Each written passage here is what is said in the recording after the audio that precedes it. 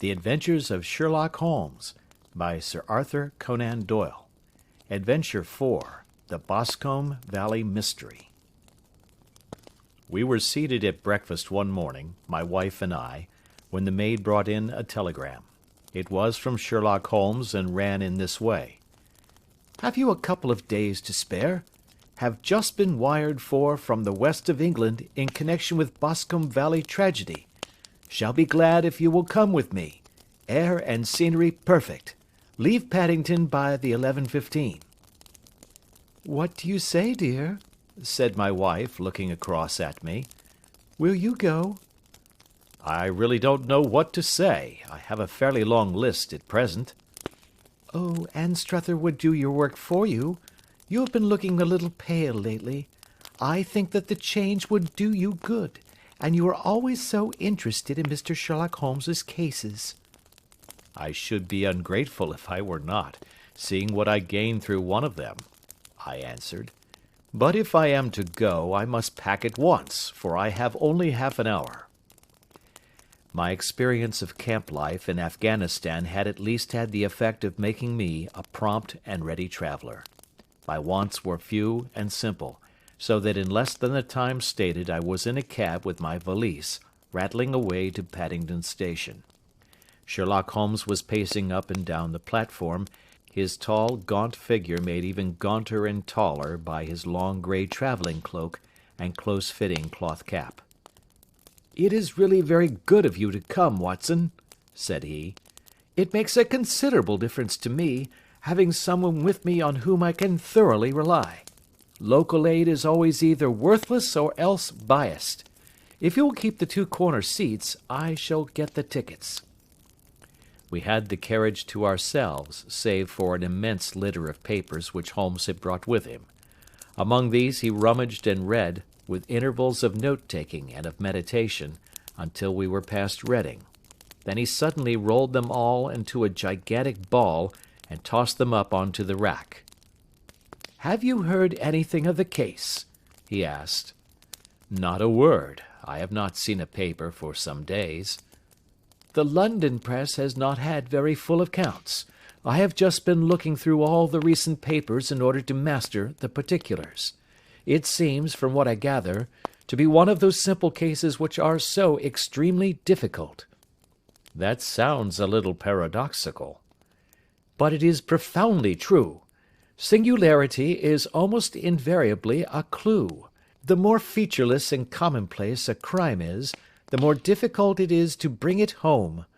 In this case, however, they have established a very serious case against the son of the murdered man." "It is a murder, then?" "Well, it is conjectured to be so. I shall take nothing for granted until I have the opportunity of looking personally into it. I will explain the state of things to you, as far as I have been able to understand it, in a very few words. Boscombe Valley is a country district not very far from Ross, in Herefordshire. The largest landed proprietor in that part is a Mr. John Turner, who made his money in Australia and returned some years ago to the old country. One of the farms which he held, that of Hatherley, was let to Mr. Charles McCarthy, who was also an ex-Australian. The men had known each other in the colonies, so that it was not unnatural that when they came to settle down, they should do so as near each other as possible. Turner was apparently the richer man, so McCarthy became his tenant, but still remained, it seems, upon terms of perfect equality, as they were frequently together. McCarthy had one son, a lad of 18, and Turner had an only daughter of the same age, but neither of them had wives living. They appeared to have avoided the society of the neighbouring English families and to have led retired lives, though both the McCarthys were fond of sport and were frequently seen at the race meetings of the neighbourhood. McCarthy kept two servants, a man and a girl. Turner had a considerable household, some half-dozen at the least. That is as much as I have been able to gather about the families. Now for the facts. On June 3rd, that is, on Monday last, McCarthy left his house at Hatherley about 3 in the afternoon and walked down to the Boscombe pool, which is a small lake formed by the spreading out of the stream which runs down the Boscombe valley. He had been out with his serving man in the morning at Ross, and he had told the man that he must hurry, as he had an appointment of importance to keep at 3. From that appointment he never came back alive. From Hatherley farmhouse to the Boscombe pool is a quarter of a mile, and 2 people saw him as he passed over this ground. One was an old woman, whose name is not mentioned, and the other was William Crowder, a gamekeeper in the employ of Mr. Turner. Both these witnesses depose that Mr. McCarthy was walking alone. The gamekeeper adds that within a few minutes of his seeing McCarthy pass, he had seen his son, Mr. James McCarthy, going the same way with a gun under his arm. To the best of his belief, the father was actually in sight at the time, and the son was following him. He thought no more of the matter until he heard in the evening of the tragedy that had occurred. The 2 McCarthys were seen after the time when William Crowder, the gamekeeper, lost sight of them. The Boscombe pool is thickly wooded round, with just a fringe of grass and of reeds around the edge. A girl of 14, Patience Moran, who is the daughter of the lodge-keeper of the Boscombe Valley estate, was in one of the woods picking flowers. She states that while she was there she saw, at the border of the wood and close by the lake, Mr. McCarthy and his son, and that they appeared to be having a violent quarrel. She heard Mr. McCarthy the elder using very strong language to his son, and she saw the latter raise up his hand as if to strike his father. She was so frightened by their violence that she ran away and told her mother, when she reached home, that she had left the 2 McCarthys quarrelling near Boscombe pool, and that she was afraid that they were going to fight. She had hardly said the words when young Mr. McCarthy came running up to the lodge to say that he had found his father dead in the wood, and to ask for the help of the lodge-keeper. He was much excited, without either his gun or his hat, and his right hand and sleeve were observed to be stained with fresh blood. On following him, they found the dead body stretched out upon the grass beside the pool. The head had been beaten in by repeated blows of some heavy and blunt weapon. The injuries were such as might very well have been inflicted by the butt end of his son's gun, which was found lying on the grass within a few paces of the body. Under these circumstances the young man was instantly arrested, and a verdict of wilful murder having been returned at the inquest on Tuesday, he was on Wednesday brought before the magistrates at Ross, who have referred the case to the next assizes. Those are the main facts of the case, as they came out before the coroner and the police court. I could hardly imagine a more damning case, I remarked. If ever circumstantial evidence pointed to a criminal, it does so here. Circumstantial evidence is a very tricky thing, answered Holmes thoughtfully. It may seem to point very straight to one thing, but if you shift your own point of view a little, you will find it pointing in an equally uncompromising manner to something entirely different. It must be confessed, however, that the case looks exceedingly grave against the young man, and it is very possible that he is indeed the culprit. There are several people in the neighbourhood, however, and among them Miss Turner, the daughter of the neighbouring landowner, who believe in his innocence, and who have retained Lestrade, whom you may recollect in connection with the study in scarlet, to work out the case in his interest. Lestrade, being rather puzzled, has referred the case to me, and hence it is that 2 middle-aged gentlemen are flying westward at 50 miles an hour, instead of quietly digesting their breakfasts at home. I am afraid, said I, that the facts are so obvious that you will find little credit to be gained out of this case. There is nothing more deceptive than an obvious fact, he answered, laughing. Besides, we may chance to hit upon some other obvious facts, which may have been by no means obvious to Mr. Lestrade. You know me too well to think that I am boasting when I say that I shall either confirm or destroy his theory by means which he is quite incapable of employing, or even of understanding. To take the first example to hand, I very clearly perceive that in your bedroom the window is upon the right-hand side, and yet I question whether Mr. Lestrade would have noted even so self-evident a thing as that. How on earth, my dear fellow, I know you well. I know the military neatness which characterizes you. You shave every morning, and in this season you shave by the sunlight. But since your shaving is less and less complete as we get farther back on the left side, until it becomes positively slovenly as we get round the angle of the jaw, it is surely very clear that that side is less illuminated than the other. I could not imagine a man of your habits looking at himself in an equal light and being satisfied with such a result. I only quote this as a trivial example of observation and inference. Therein lies my métier, and it is just possible that it may be of some service in the investigation which lies before us.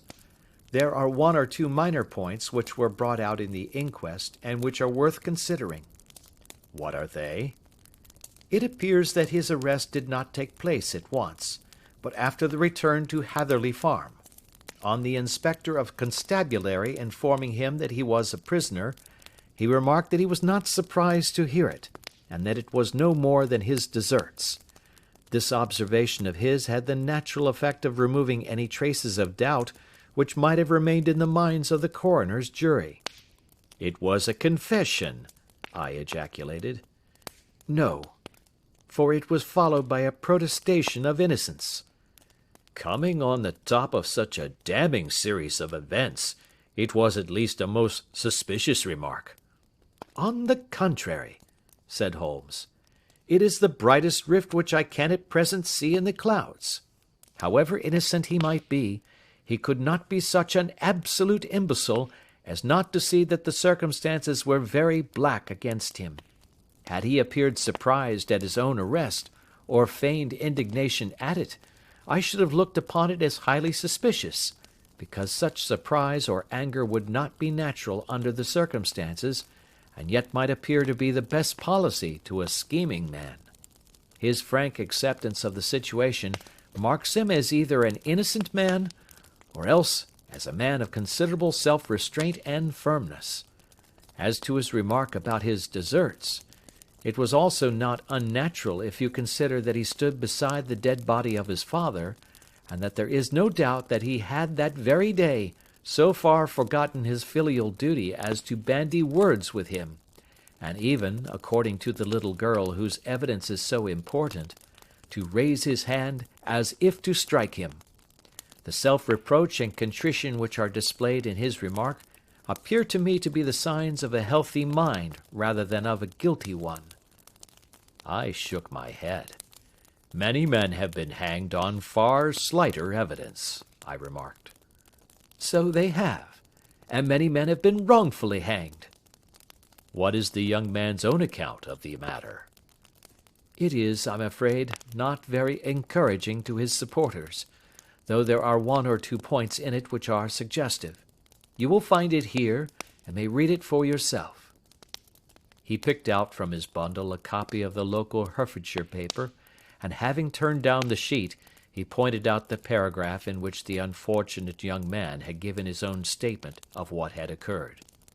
I settled myself down in the corner of the carriage, and read it very carefully. It ran in this way: "Mr. James McCarthy, the only son of the deceased, was then called and gave evidence as follows. I had been away from home for 3 days at Bristol, and had only just returned upon the morning of last Monday, the 3rd. My father was absent from home at the time of my arrival, and I was informed by the maid that he had driven over to Ross with John Cobb, the groom. Shortly after my return, I heard the wheels of his trap in the yard, and looking out of my window, I saw him get out and walk rapidly out of the yard, though I was not aware in which direction he was going. I then took my gun and strolled out in the direction of the Boscombe pool, with the intention of visiting the rabbit warren which is upon the other side. On my way I saw William Crowder, the gamekeeper, as he had stated in his evidence, but he is mistaken in thinking that I was following my father. I had no idea that he was in front of me. When about 100 yards from the pool, I heard a cry of "Coo-ee!" which was a usual signal between my father and myself. I then hurried forward, and found him standing by the pool.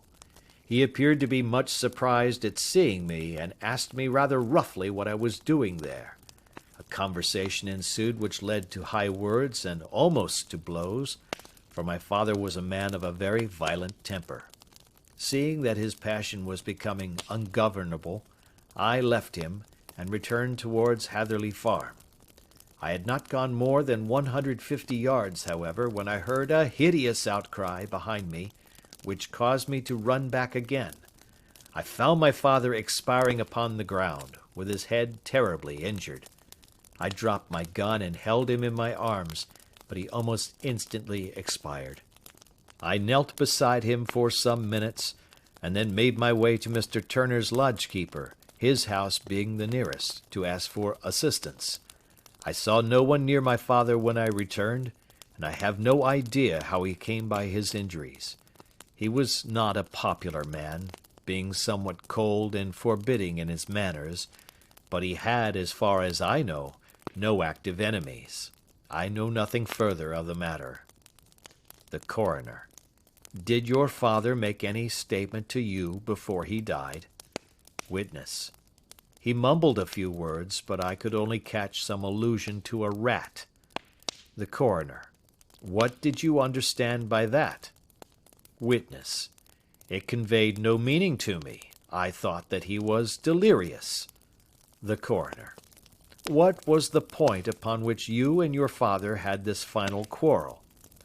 Witness: I should prefer not to answer. The Coroner: I am afraid that I must press it. Witness: It is really impossible for me to tell you. I can assure you that it has nothing to do with the sad tragedy which followed. The Coroner: That is for the court to decide. I need not point out to you that your refusal to answer will prejudice your case considerably in any future proceedings which may arise. Witness: I must still refuse. The Coroner: I understand that the cry of "Coo-ee!" was a common signal between you and your father? Witness: It was. The Coroner: How was it then that he uttered it before he saw you, and before he even knew that you had returned from Bristol? Witness, with considerable confusion: I do not know. A juryman: Did you see nothing which aroused your suspicions when you returned on hearing the cry, and found your father fatally injured? Witness: Nothing definite. The Coroner: What do you mean? Witness: I was so disturbed and excited as I rushed out into the open that I could think of nothing except of my father. Yet I have a vague impression that as I ran forward something lay upon the ground to the left of me. It seemed to me to be something grey in colour, a coat of some sort, or a plaid perhaps. When I rose from my father I looked round for it, but it was gone. Do you mean that it disappeared before you went for help? Yes, it was gone. You cannot say what it was? No, I had a feeling something was there. How far from the body? A dozen yards or so. And how far from the edge of the wood? About the same. Then if it was removed, it was while you were within a dozen yards of it? Yes, but with my back toward it. This concluded the examination of the witness. I see, said I, as I glanced down the column, that the coroner in his concluding remarks was rather severe upon young McCarthy. He calls attention, and with reason, to the discrepancy about his father having signalled to him before seeing him, also to his refusal to give details of his conversation with his father, and his singular account of his father's dying words. They are all, as he remarks, very much against the son. Holmes laughed softly to himself and stretched himself out upon the cushioned seat. "Both you and the coroner have been at some pains," said he, "to single out the very strongest points in the young man's favour. Don't you see that you alternately give him credit for having too much imagination and too little? Too little, if he could not invent a cause of quarrel which would give him the sympathy of the jury. Too much, if he evolved from his own inner consciousness anything so outré as a dying reference to a rat, and the incident of the vanishing cloth. No, sir, I shall approach this case from the point of view that what this young man says is true, and we shall see whither that hypothesis will lead us. And now here is my pocket Petrarch, and not another word shall I say of this case until we are on the scene of action. We lunch at Swindon, and I see that we shall be there in 20 minutes. It was nearly 4 o'clock when we at last, after passing through the beautiful Stroud Valley, and over the broad gleaming Severn, found ourselves at the pretty little country town of Ross. A lean, ferret-like man, furtive and sly-looking, was waiting for us upon the platform. In spite of the light brown dust coat and leather leggings which he wore in deference to his rustic surroundings, I had no difficulty in recognising Lestrade, of Scotland Yard. With him we drove to the Hereford Arms, where a room had already been engaged for us. "I have ordered a carriage," said Lestrade, as we sat over a cup of tea. "I knew your energetic nature, and that you would not be happy until you had been on the scene of the crime." "It was very nice and complimentary of you," Holmes answered. "It is entirely a question of barometric pressure." Lestrade looked startled. "I do not quite follow," he said. "How is the glass? 29, I see. No wind, and not a cloud in the sky. I have a caseful of cigarettes here which need smoking, and the sofa is very much superior to the usual country hotel abomination. I do not think that it is probable that I shall use the carriage to-night." Lestrade laughed indulgently. "You have, no doubt, already formed your conclusions from the newspapers," he said. "The case is as plain as a pikestaff, and the more one goes into it, the plainer it becomes. Still, of course, one can't refuse a lady, and such a very positive one too. She has heard of you, and would have your opinion, though I repeatedly told her that there was nothing which you could do which I have not already done. Why, bless my soul, here is her carriage at the door." He had hardly spoken before there rushed into the room one of the most lovely young women that I have ever seen in my life. Her violet eyes shining, her lips parted, a pink flush upon her cheeks, all thought of her natural reserve lost in her overpowering excitement and concern. "Oh, Mr. Sherlock Holmes!" she cried, glancing from one to the other of us, and finally, with a woman's quick intuition, fastening upon my companion. "I am so glad that you have come. I have driven down to tell you so. I know that James didn't do it. I know it, and I want you to start upon your work knowing it, too. Never let yourself doubt upon that point. We have known each other since we were little children, and I know his faults as no one else does, but he is too tender-hearted to hurt a fly. Such a charge is absurd to anyone who really knows him." "I hope we may clear him, Miss Turner," said Sherlock Holmes. "You may rely upon my doing all that I can." "But you have read the evidence? You have formed some conclusion? Do you not see some loophole, some flaw? Do you not yourself think that he is innocent?" "I think that it is very probable." "There now!" she cried, throwing back her head and looking defiantly at Lestrade. "You hear? He gives me hopes." Lestrade shrugged his shoulders. "I am afraid that my colleague has been a little quick in forming his conclusions," he said. "But he is right. Oh, I know that he is right. James never did it, and about his quarrel with his father, I am sure that the reason why he would not speak about it to the coroner was because I was concerned in it." "In what way?" asked Holmes. It is no time for me to hide anything. James and his father had many disagreements about me. Mr. McCarthy was very anxious that there should be a marriage between us. James and I have always loved each other as brother and sister. But of course he is young and has seen very little of life yet, well, he naturally did not wish to do anything like that yet. And there were quarrels, and this, I am sure, was one of them." "And your father?" asked Holmes. "Was he in favour of such a union?" "No, he was quite averse to it also. No one but Mr. McCarthy was in favour of it." A quick blush passed over her fresh young face as Holmes shot one of his keen, questioning glances at her. "Thank you for this information," said he. "May I see your father if I call to-morrow?"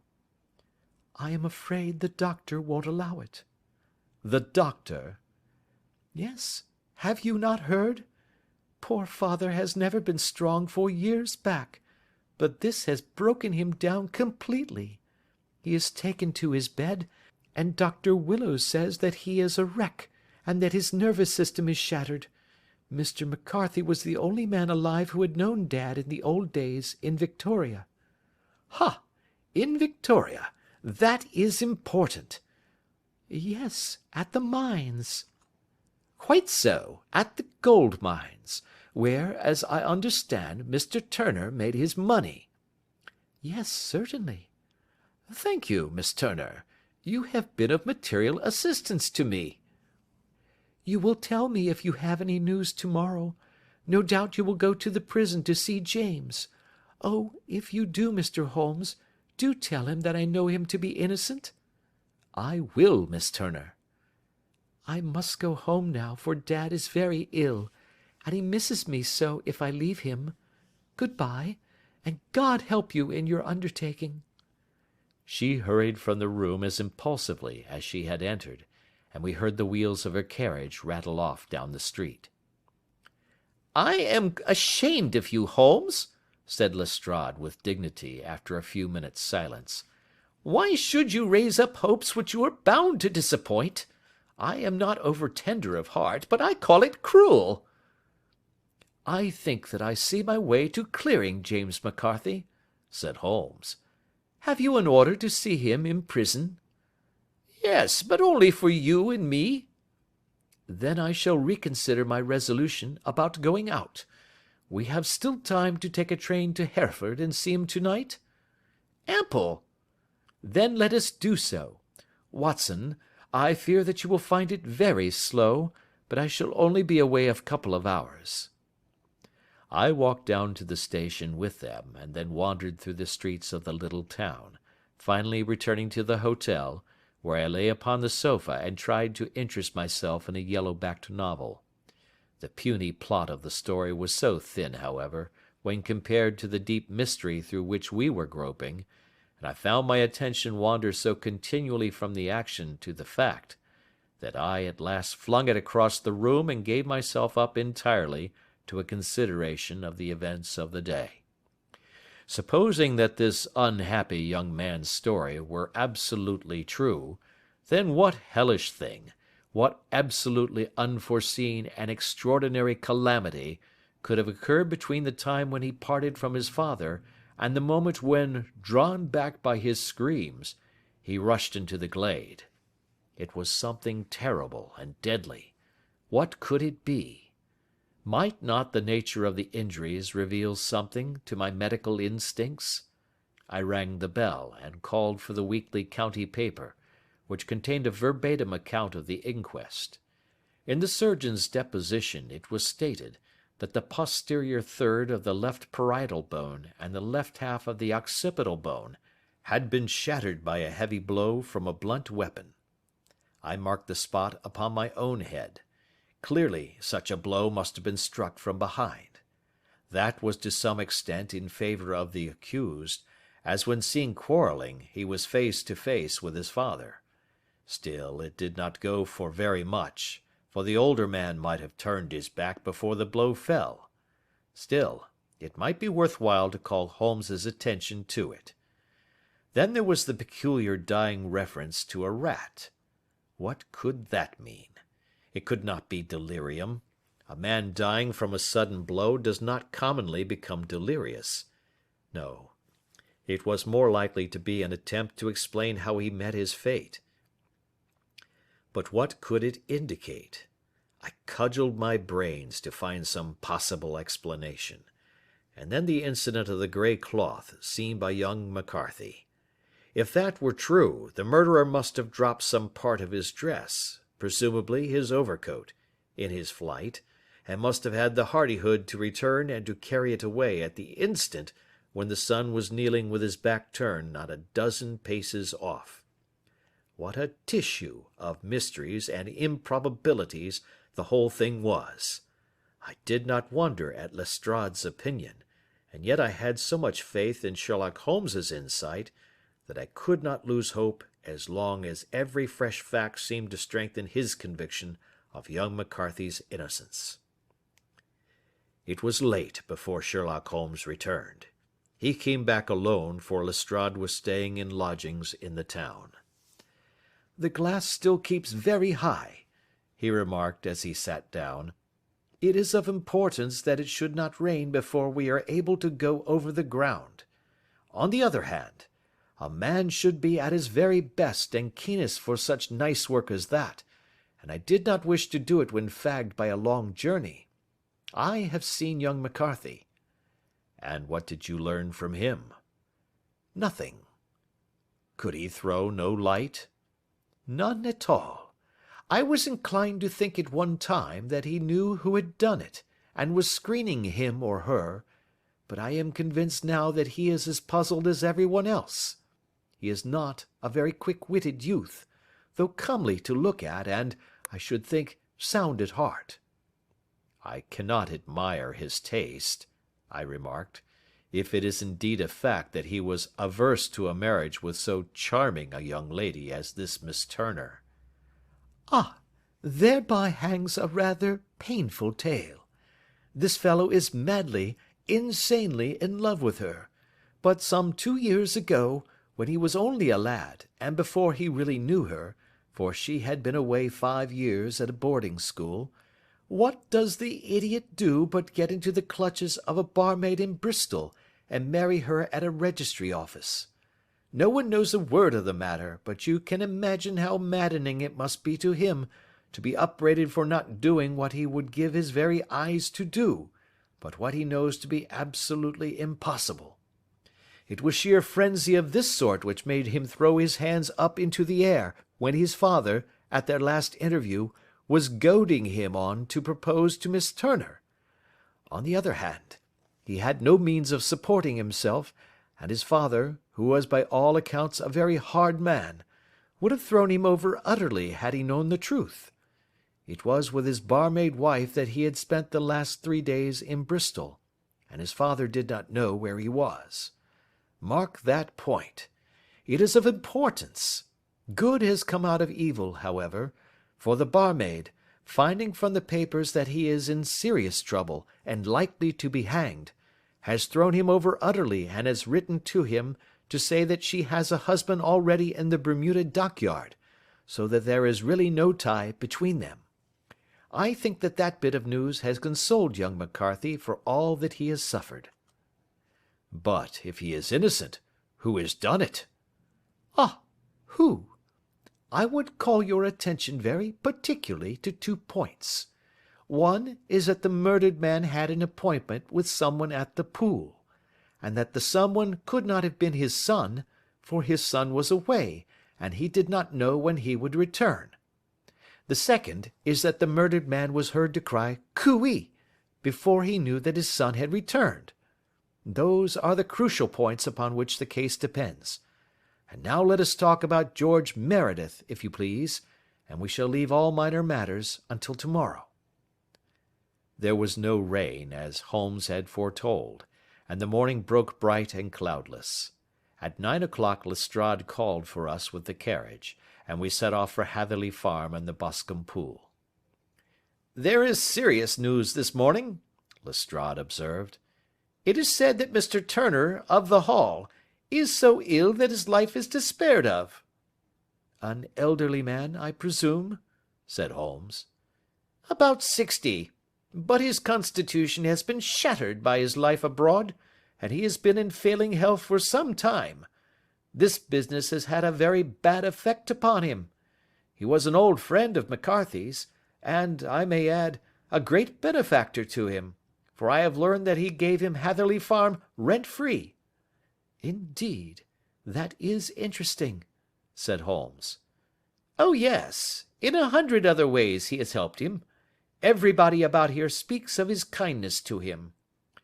Really, does it not strike you as a little singular that this McCarthy, who appears to have had little of his own, and to have been under such obligations to Turner, should still talk of marrying his son to Turner's daughter, who is presumably heiress to the estate, and that in such a very cocksure manner, as if it were merely a case of a proposal and all else would follow? It is the more strange, since we know that Turner himself was averse to the idea. The daughter told us as much. Do you not deduce something from that?" "We have got to the deductions and the inferences," said Lestrade, winking at me.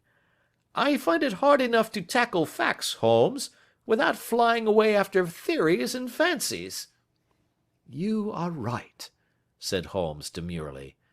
"You do find it very hard to tackle the facts." "Anyhow, I have grasped one fact which you seem to find it difficult to get hold of," replied Lestrade with some warmth. "And that is?" "That McCarthy Senior met his death from McCarthy Junior, and that all theories to the contrary are the merest moonshine." "Well, moonshine is a brighter thing than fog," said Holmes, laughing. "But I am very much mistaken if this is not Hatherley Farm upon the left." "Yes, that is it." It was a wide-spread, comfortable-looking building, 2-storied, slate-roofed, with great yellow blotches of lichen upon the grey walls. The drawn blinds and the smokeless chimneys, however, gave it a stricken look, as though the weight of this horror still lay heavy upon it. We called at the door, when the maid, at Holmes's request, showed us the boots which her master wore at the time of his death, and also a pair of the son's, though not the pair which he had then had. Having measured these very carefully from 7 or 8 different points, Holmes desired to be led to the courtyard, from which we all followed the winding track which led to Boscombe Pool.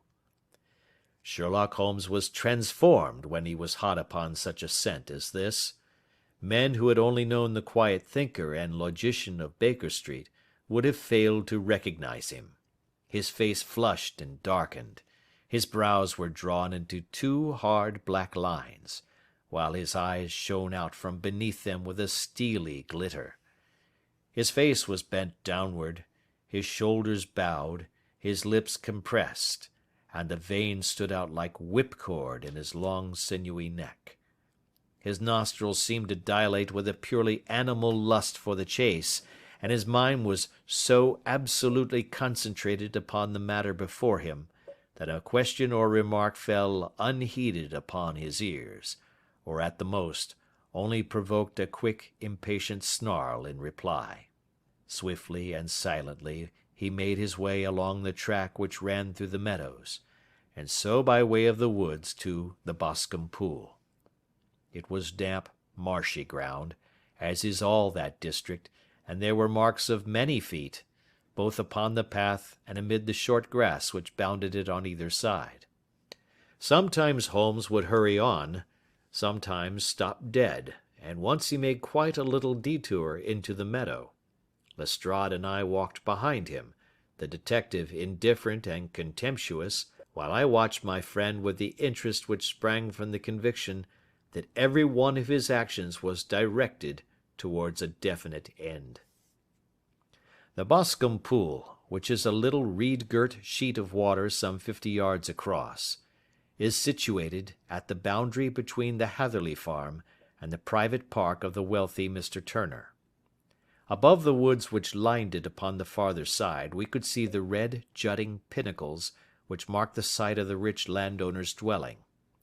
On the Hatherley side of the pool the woods grew very thick, and there was a narrow belt of sodden grass 20 paces across, between the edge of the trees and the reeds which lined the lake. Lestrade showed us the exact spot at which the body had been found, and indeed, so moist was the ground, that I could plainly see the traces which had been left by the fall of the stricken man. To Holmes, as I could see by his eager face and peering eyes, very many other things were to be read upon the trampled grass. He ran round like a dog who is picking up a scent, and then turned upon my companion. "What did you go into the pool for?" he asked. "I fished about with a rake. I thought there might be some weapon or other trace. But how on earth—" "Oh, tut, tut, I have no time. That left foot of yours with its inward twist is all over the place. A mole could trace it, and there it vanishes among the reeds.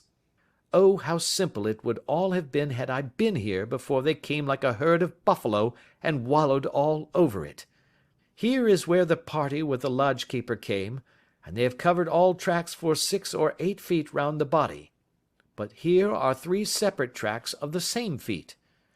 He drew out a lens, and lay down upon his waterproof to have a better view, talking all the time rather to himself than to us. "These are young McCarthy's feet. Twice he was walking, and once he ran swiftly, so that the soles are deeply marked and the heels hardly visible. That bears out his story. He ran when he saw his father on the ground. Then here are the father's feet as he paced up and down. What is this, then? It is the butt end of the gun as the son stood listening. And this? Ha ha! What have we here? Tiptoes! Tiptoes! Square, too, quite unusual boots. They come, they go, they come again. Of course, that was for the cloak.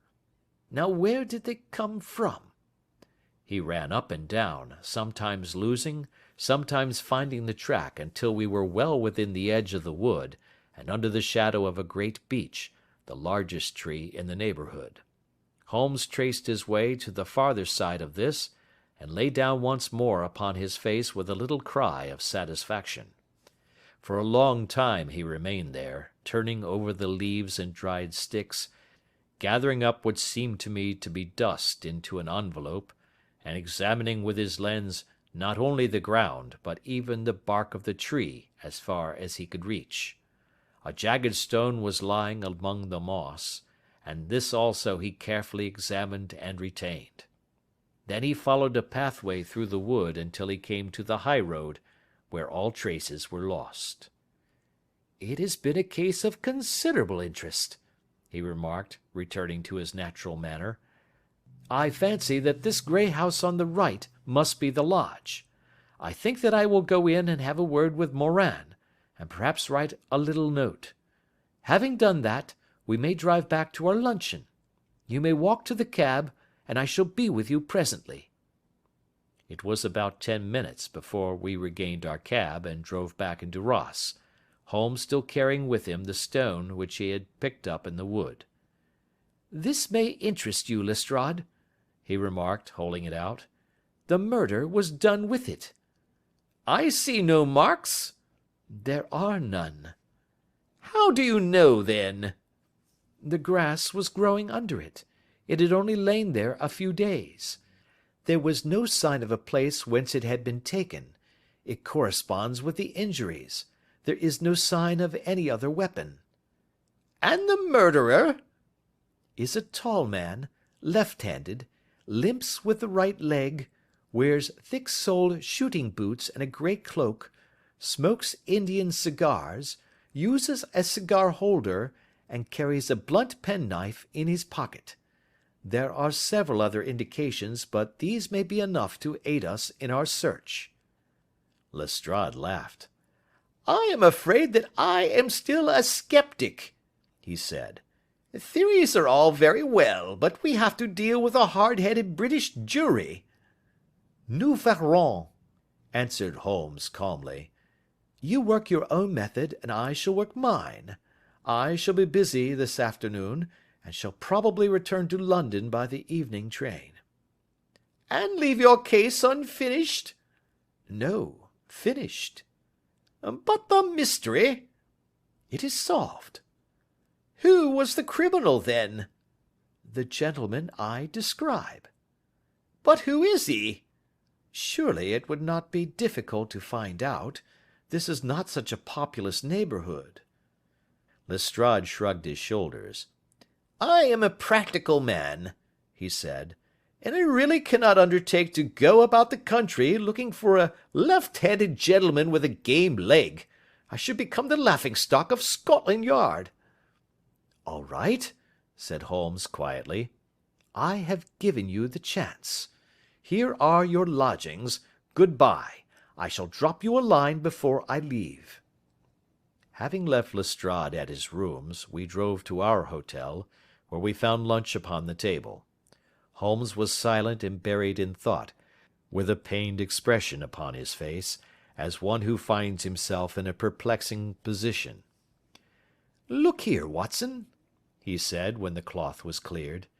"Just sit down in this chair and let me preach to you for a little. I don't know quite what to do, and I should value your advice. Light a cigar and let me expound." "Pray do so." "Well now, in considering this case there are 2 points about young McCarthy's narrative which struck us both instantly, although they impressed me in his favour and you against him. One was the fact that his father should, according to his account, cry cooee before seeing him. The other was his singular dying reference to a rat. He mumbled several words, you understand, but that was all that caught the son's ear. Now from this double point our research must commence, and we will begin it by presuming that what the lad says is absolutely true." "What of this cooee, then?" "Well, obviously, it could not have been meant for the son. The son, as far as he knew, was in Bristol. It was mere chance that he was within earshot. The cooee was meant to attract the attention of whoever it was that he had the appointment with. But cooee is a distinctly Australian cry, and one which is used between Australians. There is a strong presumption that the person whom McCarthy expected to meet him at Boscombe Pool was someone who had been in Australia." "What of the rat, then?" Sherlock Holmes took a folded paper from his pocket and flattened it out on the table. "This is a map of the colony of Victoria," he said. "I wired to Bristol for it last night." He put his hand over part of the map. "What do you read?" "A rat," I read. "And now?" He raised his hand. "Ballarat." "Quite so. That was the word the man uttered, and of which his son only caught the last 2 syllables. He was trying to utter the name of his murderer, so and so of Ballarat." "It is wonderful!" I exclaimed. "It is obvious. And now you see I had narrowed the field down considerably. The possession of a grey garment was a 3rd point which, granting the son's statement to be correct, was a certainty. We have come now out of mere vagueness to the definite conception of an Australian from Ballarat with a grey cloak." "Certainly." "And one who was at home in the district, for the pool can only be approached by the farm or by the estate, where strangers could hardly wander." "Quite so." "Then comes our expedition of to-day. By an examination of the ground I gained the trifling details which I gave to that imbecile Lestrade, as to the personality of the criminal." "But how did you gain them?" "You know my method. It is founded upon the observation of trifles." "His height I know that you might roughly judge from the length of his stride. His boots, too, might be told from their traces." "Yes, they were peculiar boots." "But his lameness?" "The impression of his right foot was always less distinct than his left. He put less weight upon it. Why? Because he limped. He was lame." "But his left-handedness?" You were yourself struck by the nature of the injury as recorded by the surgeon at the inquest. The blow was struck from immediately behind, and yet was upon the left side. Now, how can that be unless it were by a left-handed man? He had stood behind that tree during the interview between the father and the son. He had even smoked there. I found the ash of a cigar, which my special knowledge of tobacco ashes enables me to pronounce as an Indian cigar. I have, as you know, devoted some attention to this, and written a little monograph on the ashes of 140 different varieties of pipe, cigar, and cigarette tobacco. Having found the ash, I then looked round and discovered the stump among the moss where he had tossed it. It was an Indian cigar, of the variety which are rolled in Rotterdam. And the cigar holder? I could see that the end had not been in his mouth. Therefore he used a holder. The tip had been cut off, not bitten off, but the cut was not a clean one, so I deduced a blunt penknife. Holmes, I said, you have drawn a net round this man from which he cannot escape, and you have saved an innocent human life as truly as if you had cut the cord which was hanging him. I see the direction in which all this points. The culprit is Mr. John Turner, cried the hotel waiter, opening the door of our sitting room, and ushering in a visitor. The man who entered was a strange and impressive figure. His slow, limping step and bowed shoulders gave the appearance of decrepitude, and yet his hard, deep-lined, craggy features, and his enormous limbs showed that he was possessed of unusual strength of body and of character. His tangled beard, grizzled hair, and outstanding drooping eyebrows combined to give an air of dignity and power to his appearance, but his face was of an ashen white, while his lips and the corners of his nostrils were tinged with a shade of blue. It was clear to me at a glance that he was in the grip of some deadly and chronic disease. "Pray sit down on the sofa," said Holmes gently. "You had my note." "Yes, the lodge-keeper brought it up. You said that you wished to see me here to avoid scandal." "I thought people would talk if I went to the hall." "And why did you wish to see me?" He looked across at my companion with despair in his weary eyes, as though his question was already answered. "Yes," said Holmes, answering the look rather than the words. "It is so. I know all about McCarthy." The old man sank his face in his hands. "God help me!" he cried. "But I would not have let the young man come to harm. I give you my word that I would have spoken out if it went against him at the assizes." "I am glad to hear you say so," said Holmes gravely. "I would have spoken now had it not been for my dear girl. It would break her heart. It will break her heart when she hears that I am arrested." "It may not come to that," said Holmes. "What?" "I am no official agent. I understand that it was your daughter who required my presence here, and I am acting in her interests. Young McCarthy must be got off, however." "I am a dying man," said old Turner. "I have had diabetes for years. My doctor says it is a question whether I shall live a month. Yet I would rather die under my own roof than in a jail." Holmes rose and sat down at the table with his pen in his hand and a bundle of paper before him. "Just tell us the truth," he said. "I shall jot down the facts.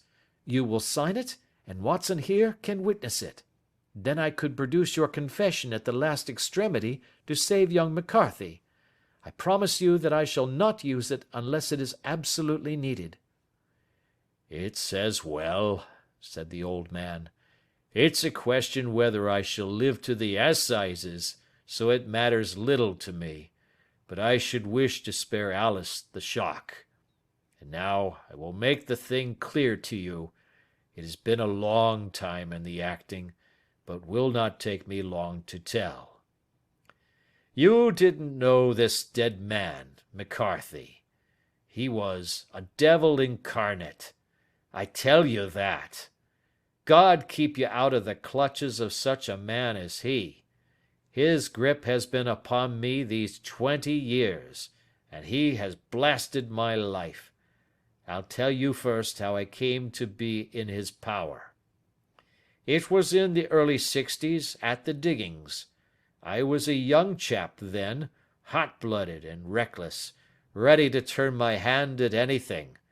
I got among bad companions, took to drink, had no luck with my claim, took to the bush, and in a word became what you would call over here a highway robber. There were 6 of us, and we had a wild, free life of it, sticking up a station from time to time, or stopping the wagons on the road to the diggings.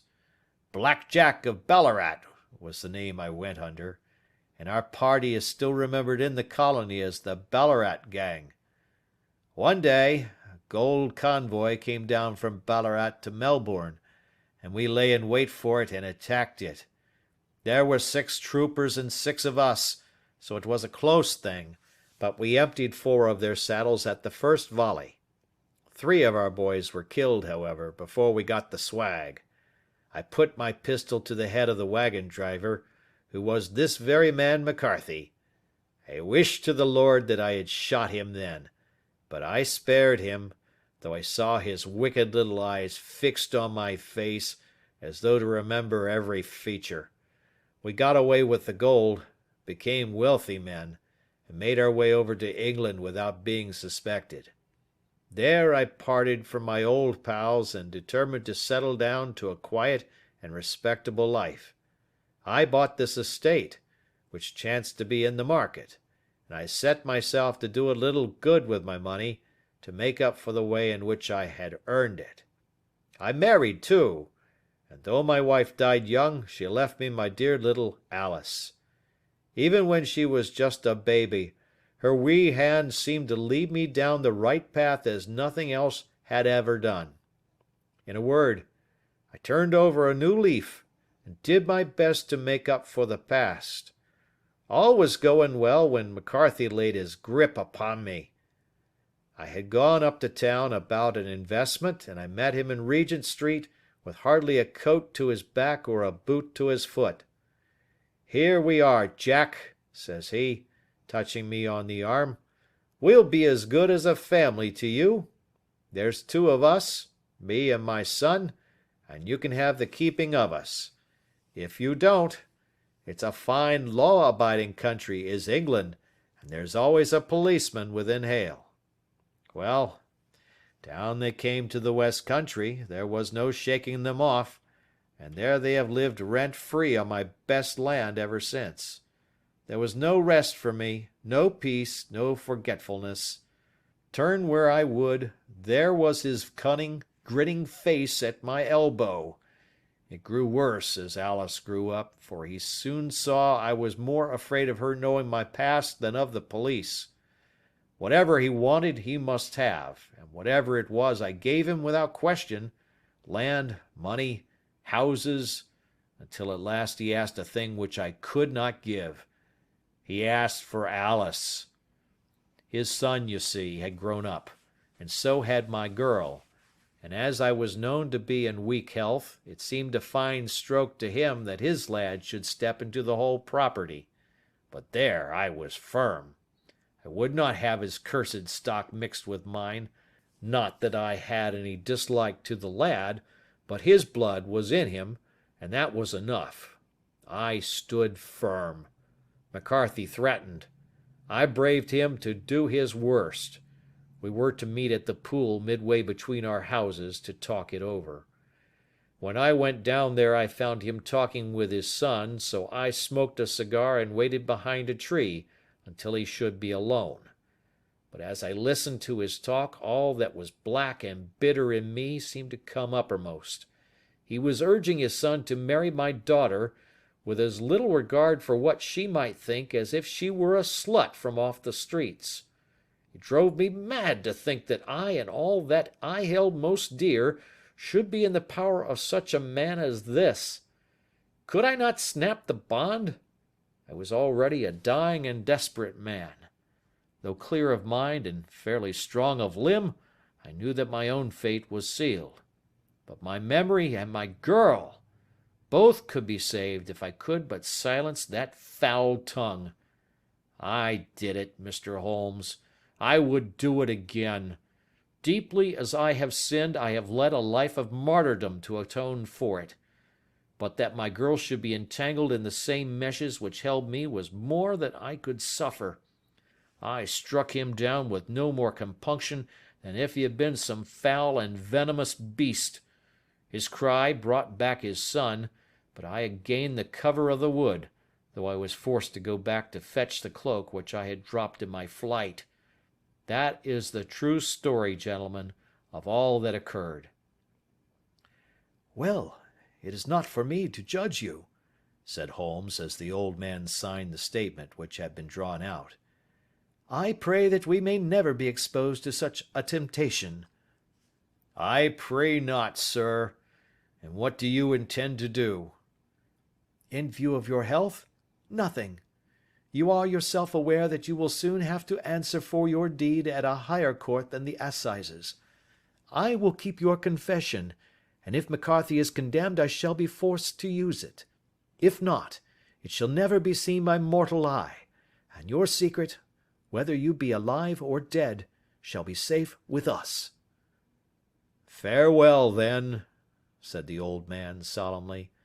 Your own deathbeds, when they come, will be the easier for the thought of the peace which you have given to mine. Tottering and shaking in all his giant frame, he stumbled slowly from the room.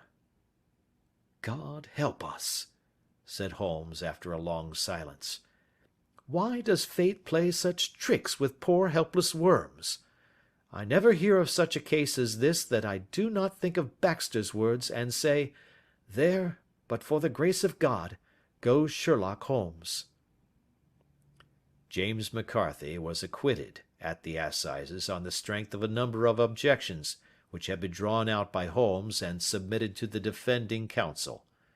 Old Turner lived for 7 months after our interview, but he is now dead, and there is every prospect that the son and daughter may come to live happily together in ignorance of the black cloud which rests upon their past. End of Adventure 4.